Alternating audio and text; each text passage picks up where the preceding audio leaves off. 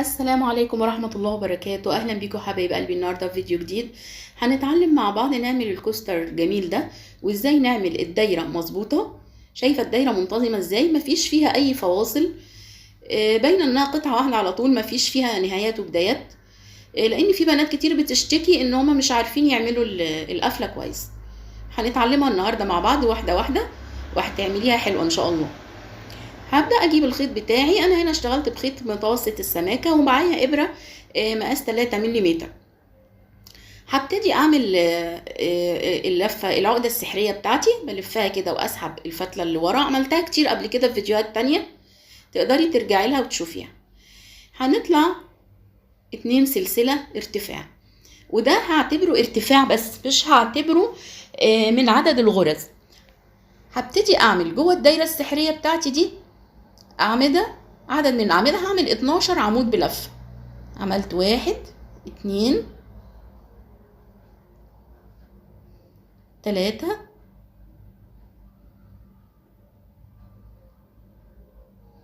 أو همشي بالشكل ده. هعمل الأعمدة بتاعتي، وطبعا زي ما قلت ان انا مش بحسب الارتفاع، مش هحسبه عمود. هنا خلاص خلصت ال 12 عمود. ببتدي اسحب الخيط عشان اقفل الدايرة بتاعتي. وبصي بقى، ركزي معايا القفله هعملها ازاي، لان هي دي اللي بتخلي شكل الدايره منتظم، اللي هي ما بتبينش فيها فواصل خالص. شايفه الارتفاع اللي انا عملته ده؟ انا مش هستخدمه نهائي، يعني مش هدخل فيه الابره. ببتدي ارفع الحلقه بتاعتي كده، اوسعها شويه، وهبتدي ادخل في العمود. الحلقه بتاعت العمود حرف الفي، بس هدخل فيها من ورا. بصي يعني هلف، يعتبر هشتغل من ظهر الشغل كده، اهي كده. وهبتدي بصي الحلقه دي هسحبها، هدخلها في الابره وهسحبها في الشغل من ورا كده من الظهر، اهو بالشكل ده. سحبتها اهو، بصي بقت عندي كده، والخيط بيبقى كده ورا الحلقه اهو بالشكل ده. ببتدي ادخل في الحلقه اللي تحتها واسحب الخيط واعمل حشو. بس بكده انا قفلت الدايره بتاعتي. هكررها لك تاني عشان تشوفيها اهو. هكبر الحلقه بتاعتي شويه، وهدخل من ظهر الشغل، مش هدخل في الارتفاع، هدخل في اول غرزه عمود عملتها. هتلاقيها الحلقه نايمه بالعرض كده. هدخل من تحت حلقتين حرف الفي، وهدخل الحلقه فيها وهسحبها على ورا كده من الظهر، من ظهر الشغل اهو. طلعتها اهو. هخلي الخيط في ظهر الحلقه كده، تبقى ورا الابره عشان اعرف اشتغل. وهبتدي انزل، بصي حرف الفي اللي جنبها على طول هنزل تحتها اهو. هسحب الخيط واطلع واعمل حشو وسلسله، وهو ده الارتفاع بتاعي. برضو مش هحسبه من ضمن الاعمده. هبتدي بعد كده اعمل التزايد بتاعي العادي، اللي هي 2 عمود في نفس الغرزه. وهمشي في كل الحلقات، في كل حلقه تقابلني هعمل 2 عمود تزايد. هيبقى في الاخر عندي 24 عمود. بعمل في كل غرزه 2. كان عندي الاول 12، هيتضاعفوا هيبقوا 24 غرزة. هكمل الشغل بتاعي كله على نفس النمط ده. الدور كله هخلصه ونرجع. خلصت هنا الدور بتاعي وعملت اخر غرزة. هكرر معاكي الادوار دي، يعني القفلة دي كتير لحد ما تحفظيها وتبقى سهلة معاكي. الارتفاع ده قلنا مش هنشتغل فيه خالص. هبتدي ادخل الابرة، بصي في الحلقة اول حرف فيه هتلاقيه نايم عندك بالعرض كده اهو، شايفاه اهو. هي دي هدخل فيها كده. هوسع اول الغرزه بتاعتي وهبتدي ادخل. بصي هلفهولك عشان يبقى سهل عليكي، اكني هشتغل على ظهر الشغل دلوقتي اهو. هسحب الغرزه بتاعتي اهو من الظهر اهو كده، اسهل عليكي بتهيألي. هبتدي الف الخيط ورا الابره، وهبتدي انزل في الغرزه اللي جنبها حرف الفي اللي هو اللي تحتها على طول. هسحب الخيط وهعمل حشو، حشو وسلسلة، وهو ده الارتفاع بتاعي اهو. هبتدي اكمل الشغل بتاعي عادي خالص. في السطر رقم 3 ده بنعمل اول واحدة بنعمل فيها تزايد 2 عمود اهو في نفس الغرزة، واللي بعدها غرزة عمود فردي واحدة بس. تمام. اللي بعدها تزايد، واللي بعدها عمود واحد،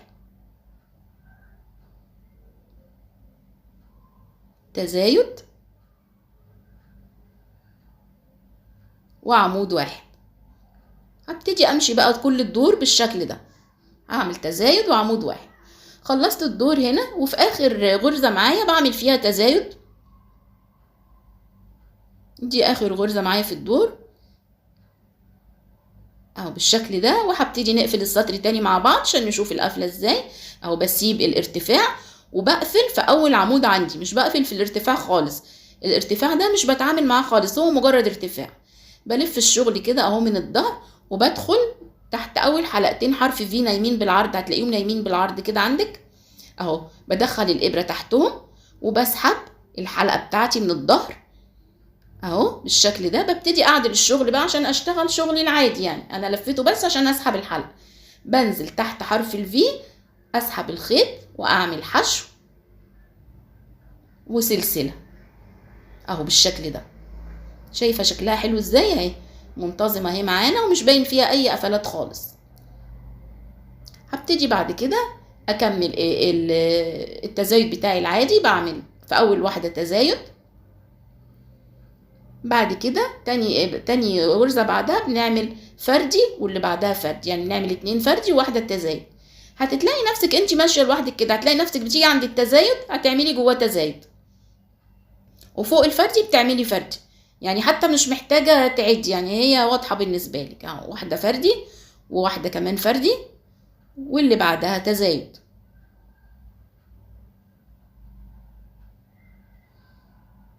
اهو بالشكل ده. بمشي بنفس النمط. خلصت هنا الدور بتاعي، والمفروض ان انا هقفل بقى القفله بتاعتي. هوريها لك برضو تاني اهي. بنسيب الارتفاع ده ما بنشتغلش فيه خالص، بندخل بنشتغل في الايه الغرزه اللي هي المايله، اول غرزه حرف في مايله كده بالجنب اللي هي تعتبر بتاعه اول عمود، ونسحب الخيط من الظهر كده والف الشغل عشان ابتدي بقى اشتغل على عدله الشغل.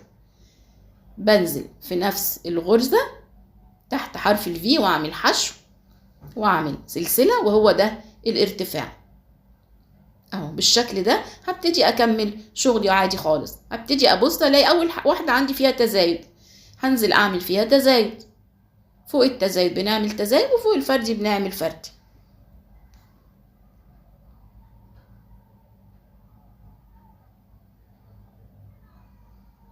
عملت 3 فردي، باجي فوق التزايد واعمل تزايد